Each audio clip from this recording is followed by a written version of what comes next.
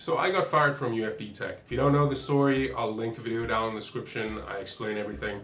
But anyway, when I left the channel along with a generous severance package, I did get a little parting gift. And by little, I mean really freaking awesome. So in a video we did right before I left, it was a personal rig upgrade for me. During the rig upgrade, we actually bumped up my GTX 1060 6GB to a GTX 1080 from MSI, which is amazing, along with an NZXT H700i, black and red edition, but that's beside the point. The 1080 is what we're focusing on for this video. The card has been an absolute workhorse. It is letting me play whatever game I want at whatever frame rate I want, especially since I only have a 1080p 60Hz monitor. However, it does run a little hotter than I'm used to and I'm comfortable with, which is why I'm making this video. Because there's one little tweak I know will help me bring temps down. So that is what we're going to jump into next. But before then, we actually have to see how the card performs before this tweak. The temps shouldn't be too weird. They're just higher than I am comfortable with. But we'll see that when we get into it. Also, before we properly jump in, I do have a Patreon. It's linked down below. If you want to give $1, $2, whatever you want, it all helps me out. So if you want to support the channel, please consider it. Let's get to it. All right, so first we need to get a baseline. For that, we're just gonna run a couple of benchmarks. As you can see with hardware monitor, we are currently running, as for GPU, we're currently sitting at about 57 degrees Celsius, which is 134 degrees Fahrenheit, which is a little too high for my liking. So it's not bad, it's just not what I prefer. But anyway, the idle temps don't matter as much. The only thing that really matters is how well it runs in games. So yeah, let's check that out. First up is going to be Shadow of the Tomb Raider. Highest preset, anti-aliasing times 4 SMAA, 1080p, yep. Yeah, we should be good to go. Let's do it. Life is a highway, I'm gonna ride it all night long.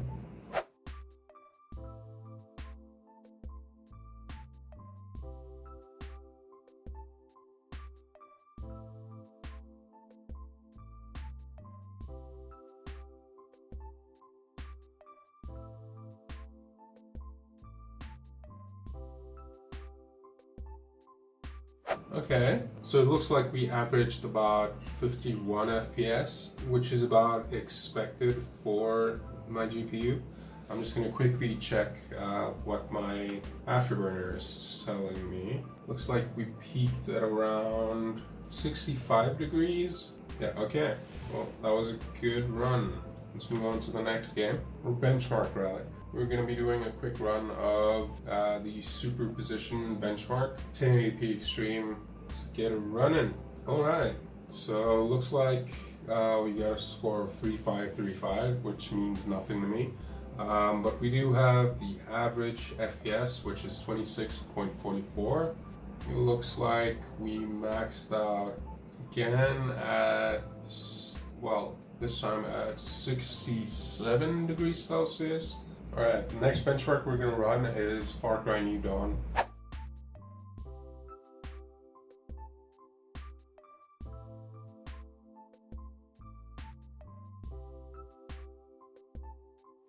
Okay, what do we have? Okay, it looks like we have our final Far Cry run. Looks like we got an average of about 60 FPS. Yeah, looks like we didn't exceed our max of 67 degrees. That's with the fan speed set to auto and everything else set to auto as well. Guess we could try a match of Apex Legends and just benchmark that.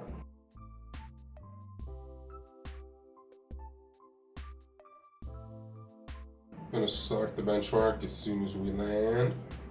Oh, no, guess we're landing now.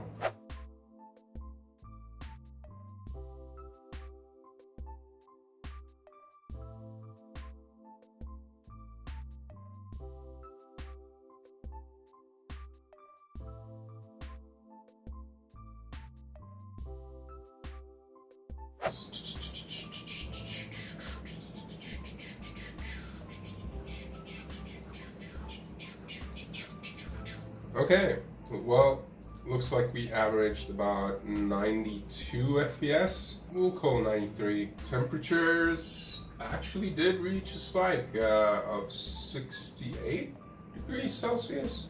All right, the last thing we're gonna do is just a quick 10-minute firmware run.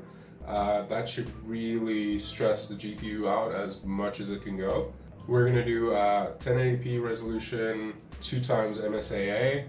Just a little note that I do leave the front of my NZXT H700i, the front panel, I've taken it off, as well as the filters. It gets super toasty in this little office space, and it's not all that dusty, so I kind of just leave it like that most of the time. Yeah, that obviously will affect the thermals, but that's why I'll be testing both configurations without the front panel on. As you can see, our temperatures have plateaued at 67 degrees. Fan speed ramping up to about 55, 56, 57%. I don't see it going any higher than this. I'm just gonna run a quick Heaven benchmark. Okay, so the Heaven benchmark just finished. Kind of unexpectedly, it did nothing to really max out our temps like I thought it would. It looks like it maxed out around 65 degrees, which is barely enough for the GPU's fans to even kick in. And yeah, I swear this graphics card is possessed, because it usually runs much hotter than this. Whatevs, I guess. Anyway, we got a 91.3 on the benchmark, so I really didn't want to do this just because I know a lot of you are gonna hate me for it. I do know for a fact that there is one thing that drives up my GPU temps like crazy, and that is mining. It is also incorrect mining because it's a third-party GUI miner that has caused some issues in the past. But whatever, I don't care. I just want to see what the temps are like while mining. Shut up. There we go. That's more of the temperature spike I was expecting. As you can see, mining is still super profitable, making a decent 7 Rand and 70 cents per day. Per day. It's not a good time to be a miner, but it is doing the job pretty well. Temperatures are already above what they were during my gaming tests. So I'm just gonna let this run for about, say, 10 minutes and just see what we come up with. Okay, so unsurprisingly, mining did actually produce our hottest results. Blew past our previous high of, I think, yeah, the highest we had before now was 68 degrees Celsius, which was approaching the level I would be comfortable with. But with the help of a little mining, we can see the max actually jumped all the way up to 71 degrees, which is fine, I guess. Even for mining, like, it's okay, the card's not gonna die. However, in general, I prefer not to have my card jump anywhere above 70. So 71, it's fine. I've seen it a lot worse, which is why I'm actually making this video. So yeah, that should do it for all of our preliminary numbers. What we'll actually be doing now, now that we have all of our numbers, is to actually remove this puppy, clean out all the filters, make sure there's no dust on the fans, just general cleaning up stuff. And then we're actually going to replace the thermal paste, which I have found is actually super beneficial to pretty much anything computer related. I did it with my PS3 once, and it actually saved me from, it's not a red ring of death, I don't know, it's some sort of death-like thing. It actually saved it from that just because it was overheating constantly. So yeah, we're actually going to do that with this card, then rerun all the tests and see what kind of results we get. Let's get to it. All right, we got everything shut down, so let's rip it out.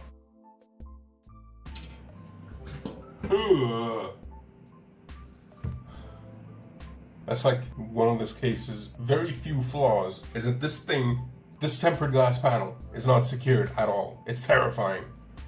Okay. No. You stay there. I actually know someone who got really badly hurt with a broken tempered glass panel. I do not want to be that guy. Oh, please don't fall. Please don't fall. Please don't fall. Actually fall. I need the content. Okay. Alright. Whew. There she is. Oh yeah. Just gonna carefully put that somewhere where, just gonna start with the power connectors. Yank those out. Just gotta loosen these bad boys up a little bit. Pardon the atrocious cable management. I'm just gonna pop that out carefully. There we go. Yep, as you can see, just a little dusty. That's honestly not that bad. Okay, yeah, she's pretty clean. I'm kind of surprised by that. Now it's off to the fun part. Let's just do it. Get this puppy open. I'm gonna try and switch to a camera angle. That involves a downward shot, and I am working with literally a cardboard cylinder holding my camera, which is my phone right now. So I'm not sure how it's gonna work, but I will figure it out, and it will be glorious. So, some stuff happened. I did get top-down setup thing actually kind of sort of working. Ran into a few minor issues. The first being I needed way more tape than I thought I was going to. I'm currently doing this by using 3 old case boxes stacked on top of each other in a weird way, just to get kind of a certain height going. And I'm also using my PC case, which is the right of me, to basically balance like just the shelf that we actually never installed. So that is currently on top of my head. And on top of my head is my makeshift tripod, which is turned on its side, which makes it kind of heavy on that side. So it's not gonna stay like that. So I had to like kind of tape that down. But while I was reinforcing it the first time, the whole shelving unit kind of shifted to one side while I was busy setting up the camera and the makeshift tripod. So 2 of the 3 lights that I usually use for everything kind of just slid off of the thing right above me. 2 of them crashed to the floor. Here's the remnants of one. It's just wrecked. And there's another one that I had to throw away.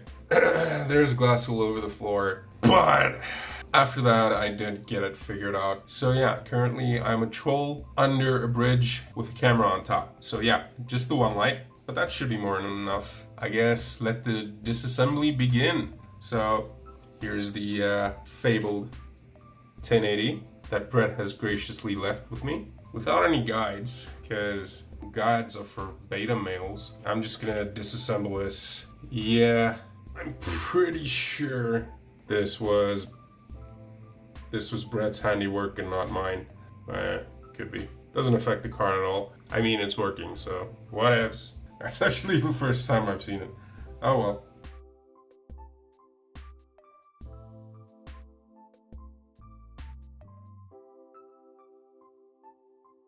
I fix it. If you wanna hook me up here, feel free, man.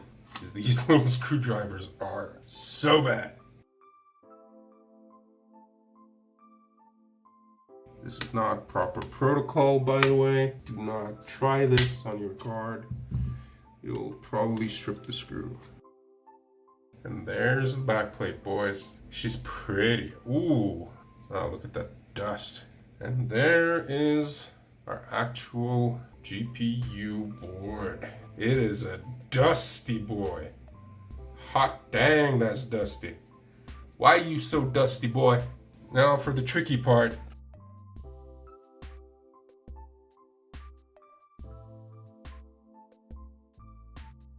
Yeah, methinks that one's stripped, which is not good.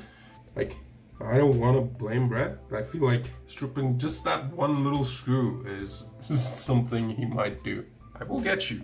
Might do some caveman maneuver and hopefully not destroy the whole thing. The caveman maneuver being twisting it off like this and hopefully not destroying everything. Everything I've worked for, everything I've built. Is that actually working? If that works, I'm gonna be so happy. It worked. And that is how you do not mess with the stripped screw. Here it is, right there. Flipped it around first because we got some connectors. We got these little white connectors right there that we have to disconnect first.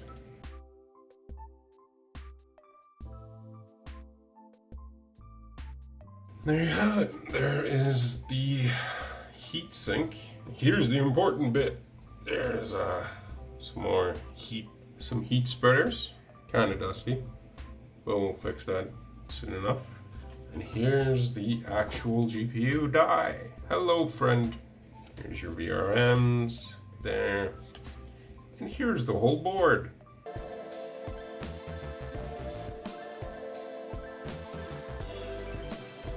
As you can see, it's pretty dusty. All right, let the cleaning commence. It's gonna start with the board itself. Obviously, you should be using some sort of special cloth or just like some compressed air or whatever. But I have none of that. So I'm gonna just use this t-shirt. I don't really care what you think about it because that's what I'm gonna do anyway.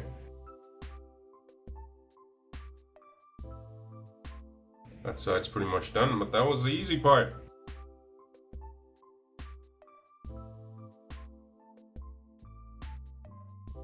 I think we're just gonna lift this off as well, just so we can get a better clean under this. I'm just gonna undo these two screws, and that should do it. Okay, so that was professional. There are your memory modules. 8 in total for an 8 GB card. Now again, there are tools and materials better suited to this job than a friggin' t-shirt. And some fingers? I don't know. Maybe I just like feeling close to my tech, touching it with my hands.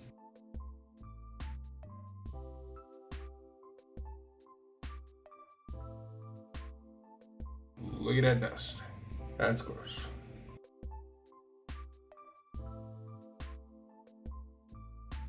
Now, as I said before, you would probably want to get some compressed air going just to get these tight spots clear of dust, but I just prefer to blow on it.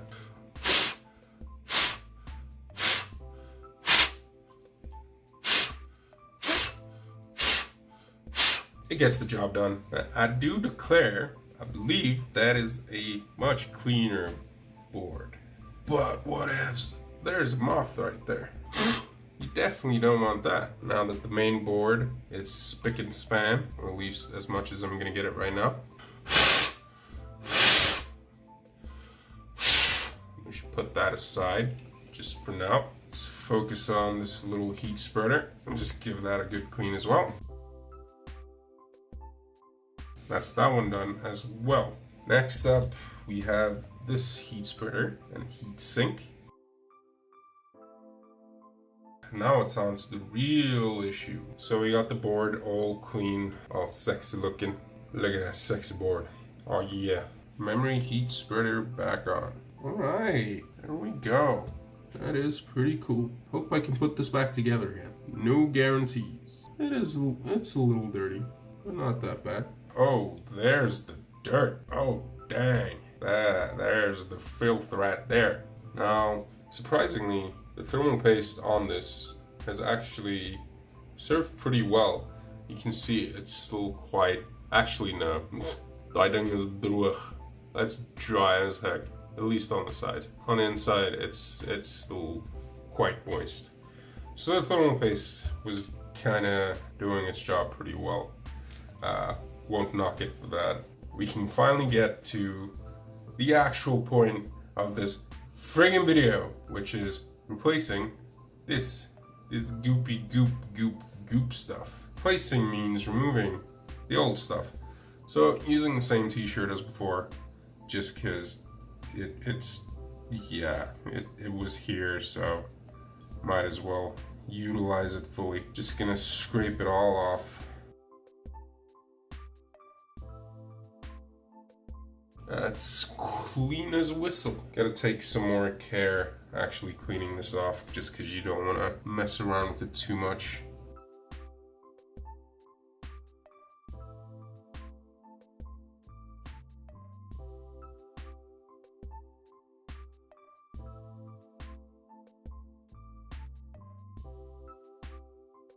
And there we have it. That right there is the die for an NVIDIA GTX 1080 or GP104410A1 for short. Now for the exciting part, the thermal paste application.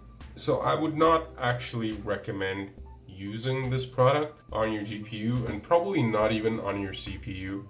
Just because I got it for free a while back and I know it's not of the best quality, but it's the only thing I have on hand right now, and it is this great little tube of thermal takes. I don't even think it has a brand name. Whatever, stop telling me how to live my life. Okay, so for GPU, I kind of like to just draw a little line from top to bottom. Not too much, a nice little line. I think that's plenty. With this part, you gotta make sure that we orientate everything, plug everything back in. Pretty sure we're not forgetting anything too important.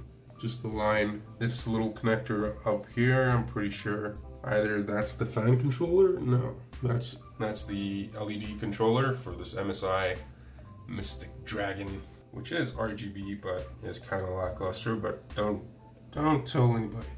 Just pop that back in. No issues there. Flip it around a little bit. This is kind of a tricky part doing solo. Yeah, we obviously want to plug in the fan controller as well as the little RGB header for this these little red cuts or slices or whatever the heck they want to call them. We are almost done. Almost. Now with everything plugged back in, thermal paste replaced, everything as clean as I could get it. All that's left to do is get everything back together with some screws. That is not right at all. What am I doing? Actually, maybe it was right. No, it definitely wasn't right.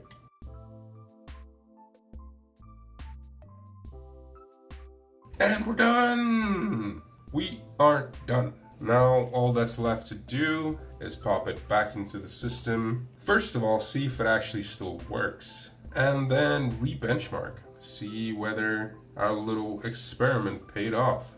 Let's do that. So, moment of truth time. I'm gonna plug this back in. Everything just the way it was. As you can see, card should be ready to go. I'm gonna actually go ahead and pop this in. It is super late in the morning right now. I really hope this works.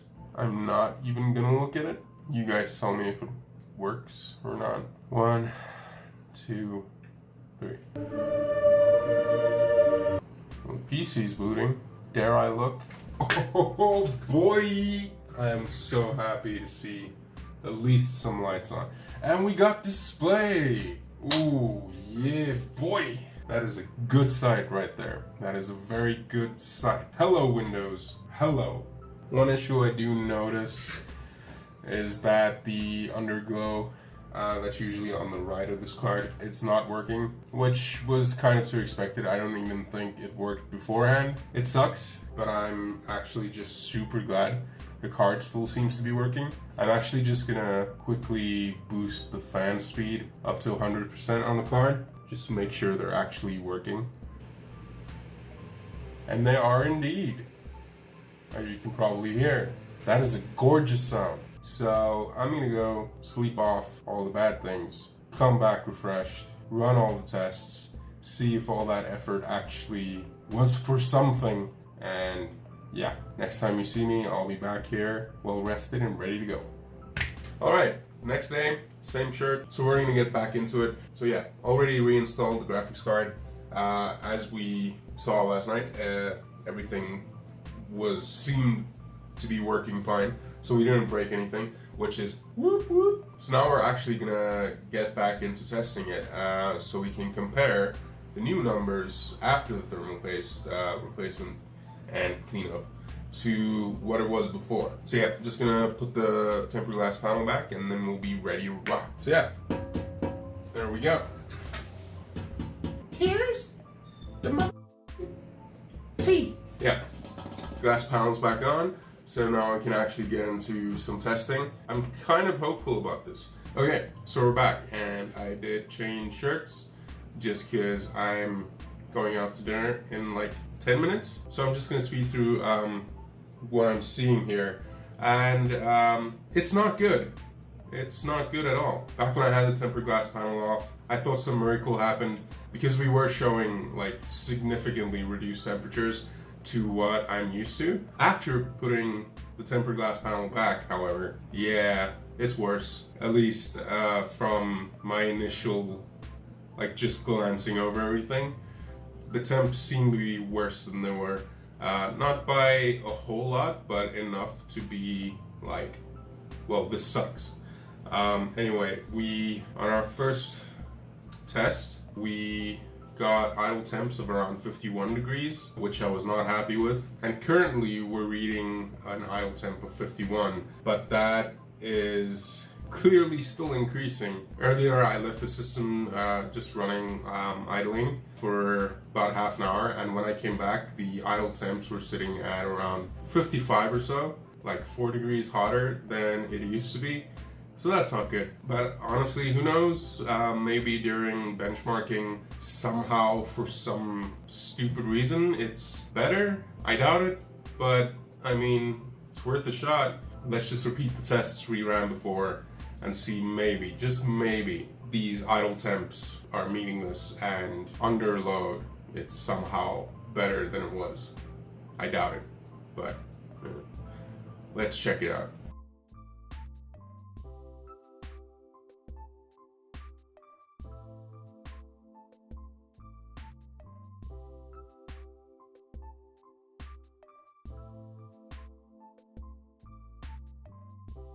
So I'm just going to take a little while, try and make sense of the data I have, get everything set up, and then we'll jump into the conclusion, probably right about now. Right, so our little experiment didn't go quite as expected. I kind of expected the 1080 to be a lot cooler after the thermal paste replacement. That's just because I have seen miracles happen because of things like that. But obviously this here card was perfectly fine before. The higher temperatures are probably just due to it being a 1080 and not a 1060, which I was used to. And the temps before were kind of on par with what I saw when I was working at UFD Tech. So it was fine. However, I did really hope the thermal paste replacement would have helped. However, it didn't do as much as I thought it would. That being said though, there were some weird results. So beforehand the card was running at idle temperatures of around 51 degrees, which is, I don't understand that as much, just because it is getting kind of colder here in South Africa, and 51 degrees at idle just seemed really high to me. However, I do also kind of get it because this is a pretty small room, and when I'm filming stuff especially, I keep the windows and the doors closed, so that could be contributing to the higher idle temps as well. 51 still doesn't make a lot of sense to me, especially when the card's not really being run. And as we saw after replacing the thermal paste, it actually got a little worse. I think it jumped to 52 degrees Celsius at idle. Yeah, 52 degrees at idle, which is a bump of 1 degree, so it's not that big of a deal.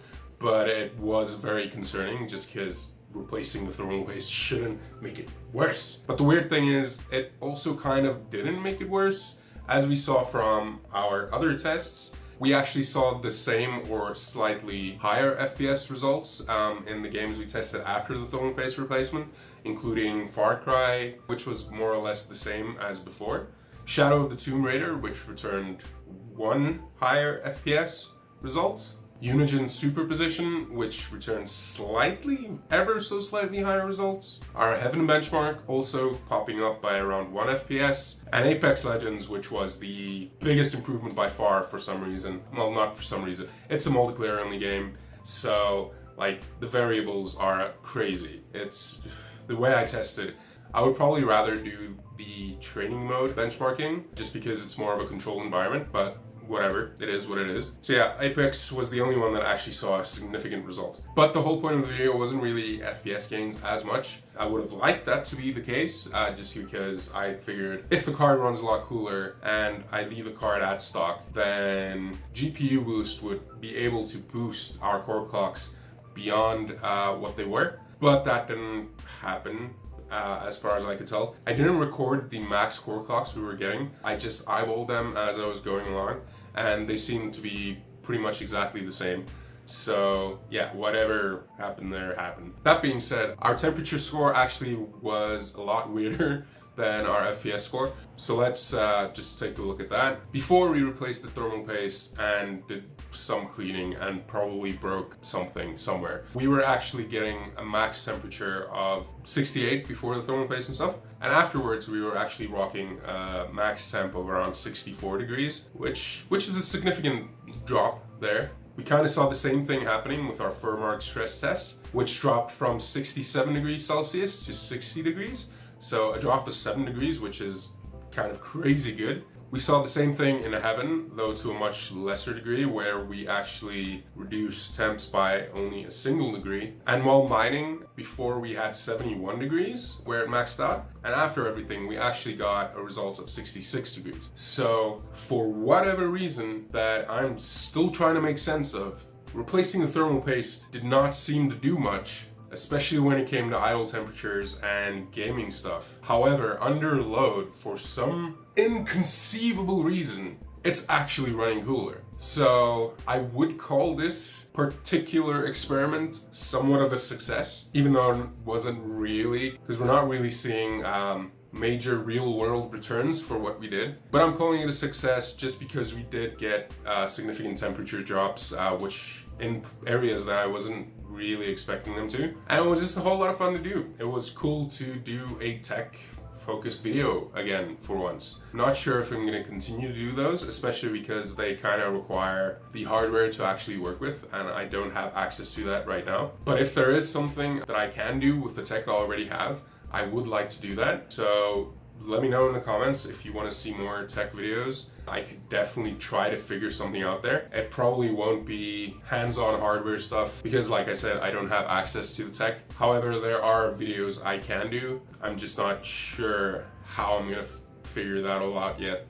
But yeah, if you want them, stick with me, let me know, and I'll try to do my best. In the meantime though, please hit the subscribe button if you like my content or just like me in general. Be sure to hit the like button. And if you do want to get me to a place where I can afford tech and decent quality camera and a decent mic and just improve the channel in general, please check out my Patreon. It's linked down below. The rewards there are kind of iffy for now, just because I can't really afford to do much just yet. But if you want to head in, get in early and help me out, I would really, really appreciate it. Thank you so much for watching. I never know how to end these things, so bye. So I almost fell.